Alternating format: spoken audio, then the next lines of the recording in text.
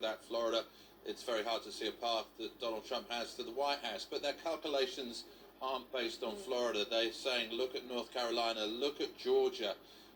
If I had $1 for every time a Biden person has said about Georgia, then I could definitely buy a round of coffees. And they are saying, Georgia, look at Michigan, look at Wisconsin. I mean, the Biden campaign clearly still has more roots to 270, Nick, than the Trump campaign does.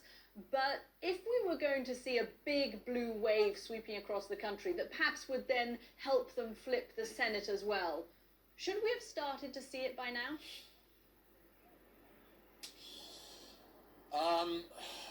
Florida's such an interesting state, Caddy, isn't it?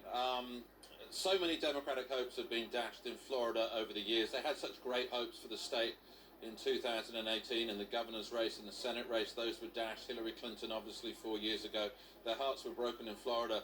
In 2000, of course, George W. Bush won that state. Very controversial circumstances, of course, by just 537 votes. So I think they've learnt their lesson in recent times. Don't pin your hopes on Florida. And they'll be looking at other states. I mean, they're outperforming Hillary Clinton in places like Youngstown in Ohio. Maybe that's indicative because it's such a kind of Rust Belt community.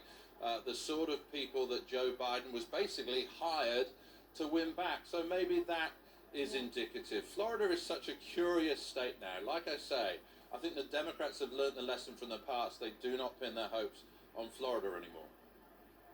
Okay, Nick Bryant there in Delaware. It will be so interesting if we get to the end of this night, Andrew, and we find that Joe Biden has done better amongst white voters, perhaps even particularly working class white voters, than we might have expected, and Donald Trump has done better amongst minority voters, Latino voters and some African American voters than we might have expected as well. It could flip. And there